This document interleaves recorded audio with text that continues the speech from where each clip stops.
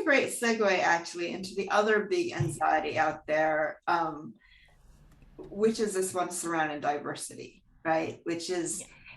it's actually very hard for even someone like me to ascertain exactly where are we on the knife edge right now, because at one point, there was this big, own voices, authentic voices, and then there was a bit of a swing back against that, and now it's not, really 100% clear where the industry sits. Earlier this summer, I was asked to take part in a couple of panels for the Ezra Jack Keats Foundation because they're very concerned about diversity. And I was on a panel of, I think, 6 or 7 authors, and the only one who thought that maybe being outside your lane was not a bad thing. That there are books out there that need writing where there's nobody who's in the position at that moment to represent that group, and so it's important for that group to have their stories told as well. And I know that you and I don't quite agree on this, but I think Yeah, so let's talk about I got an inkling that. that you didn't fully agree with it, but okay. So here's the thing. Um, so own voices is still a thing. It's just that that hashtag is not used. But I do like I know that there's this palpable anxiety and fear that if you're not a person who maybe is of a diverse background, that your chances are being diminished. It's a very fraught situation. I've heard this anxiety from like people that are for like my authors who I love, and but again, I think this is something that we are grappling with at large as a society, um, and but it's been happening for a while now. So within, my world of, working at Tor, the science fiction world, before Own Voices in 2015, I looked this all up because I just wanted to get a timeline. There was this like, and there was this thing, this huge fight within like the internet sort of sci-fi people called race fail. This was in 2009, and it was just like this huge argument that was started by like a blog post about writing the other, and it caused this huge fight and really like a lot of anger, and people took down their whole like websites and whatever.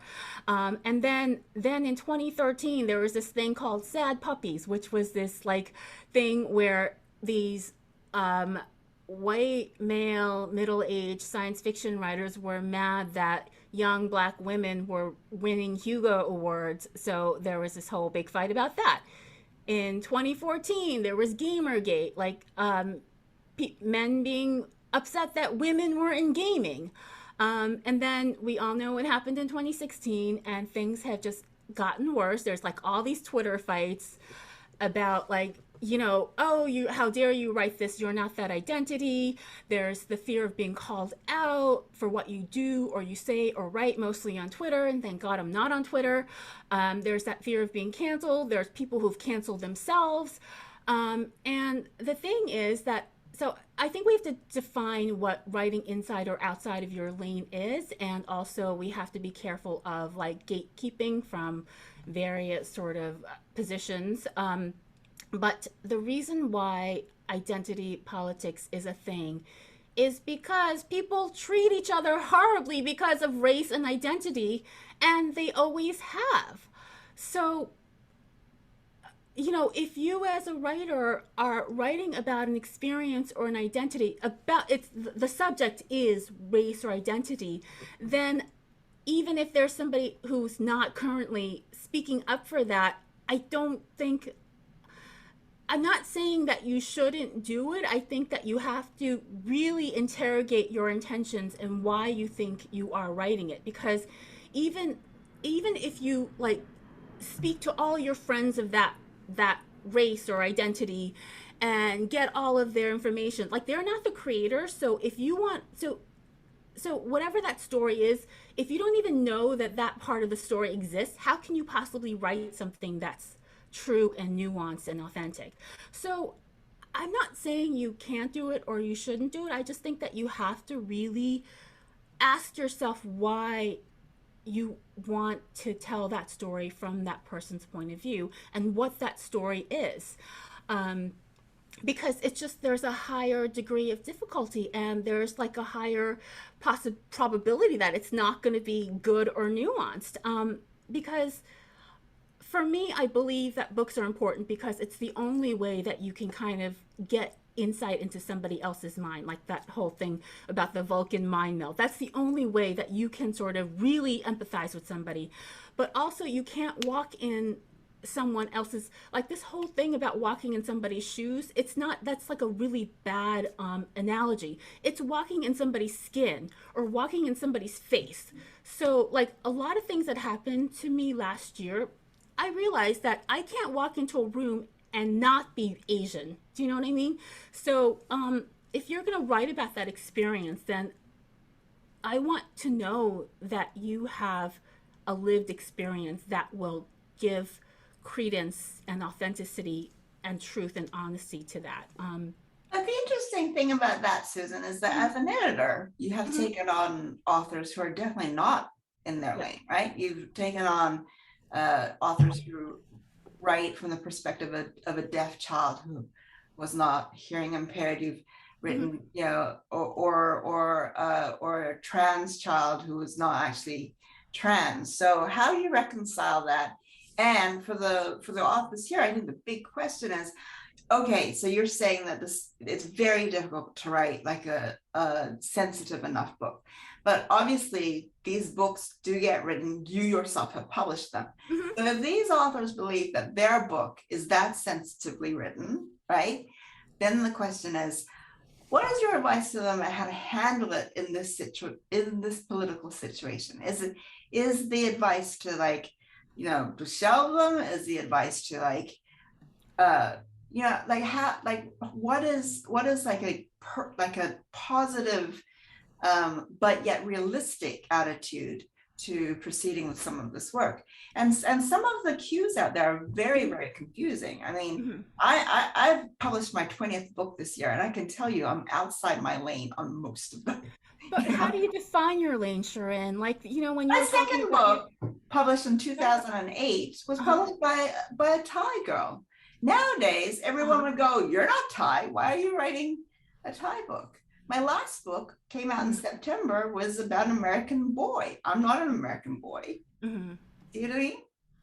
Yeah, no, I think that here's the thing. Like, I don't think that those are like the definition of those lanes. Like, I think that in terms of like a dominant white culture, that you're not writing about the experience of being a white boy, right? um, the character is a white boy, but it's not about being a white boy in society. And I think that I didn't read your Thai book, but like, I think that because you're so good at everything, that you probably did it in a way that was um, deemed, not deemed. I don't think anyone told you not to do that, and I think that in terms of whether you can do it, you can certainly do it, but I think that the market will respond. And case in point, the atmosphere in which I it published, Ginny Vorby's, the books that you were alluding to, the book about the deaf girl, Hurt Go Happy, that was published in 2005 or six, and then Freeing Finch was the book about the trans girl, and that was published 2 years ago, um, and so very different times and places. But the thing is that when and Ginny is neither deaf nor is she trans. So that's, I think that's a really great thing to talk about. But okay, so when I published Heart Go Happy about the deaf girl in 2005 or six, um, there wasn't this huge uproar about like, how dare you write from this perspective? You're not deaf, because I had. So that wasn't a thing back then. But Ginny had done 10 years of research, and I also when I took the project on, like I worked with her, we edited it, and then before all of this stuff happened with, oh, you have to get sensitivity reads, whatever, I had always done that as a children's book editor, from the time that I learned this at the feet of my great mentors. Again, because it's for children, you have to do everything possible to make sure that something is historically accurate, or the science is accurate, or whatever it may be, the subject matter. So I always, when I had a book where it wasn't a general interest book and it needed some expert to sort of vet the material. So there's the copy editing function, so that copy editor could sort of vet things that were sort of technical, but on the level of the integrity of the book, I got that book. We sent it to an English professor at Gallaudet University, which is the preeminent university for deaf people.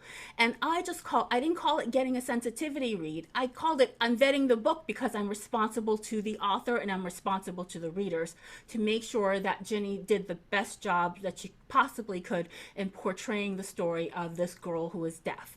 And so we got the report back, and Ginny made the adjustments that she wanted to. She didn't take every comment, but that was just a thing that I always had learned as being a children's book editor. You have to do that.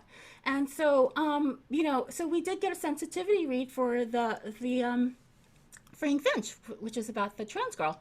But the thing You is guys that still got you guys still got quite a lot of pushback on that, though, what didn't did you, you? you know what? So Okay. I remember sitting in the acquisitions meeting, and I said that, so we're going to get pushback for this. And I said this in my editorial letter to Ginny, which I'm sure she could attest to. I said, we have to be prepared for that. So just going in, being prepared for it, but we also got a sensitivity read, and Ginny was very grateful, and she took a lot of those suggestions. And the way that I was able to convince the powers that be when I was sitting in the acquisition meeting is that my pitch was, okay, so Ginny wasn't deaf when she wrote Hurt Go Happy and it won this major award and sold hundreds of thousands of copies. And so I trust her as an author to have the integrity to do the best possible job. And a lot of people who maybe are trans or have that experience are not going to agree with it. And so it didn't get a good review from Kirkus Reviews, who tend to be very sort of opinionated and very sort of what you might call PC. Um, Right. so it's Right. the so we I did it because I believed in it, in the book, and in Ginny and her intentions. And so that's why I'm saying I would never say don't do it. I'm just saying be prepared and maybe interrogate yourself before you do it. And it's not an excuse that no one of this color is writing this, or no one of this experience is writing this. I don't think that's a valid excuse, because that's what was used, in all those years when there were black writers and Asian writers who, maybe if they had seen an opportunity or seen other people do it, they would have been doing it before, and then publishing would have been more open to it. But those doors were pretty closed.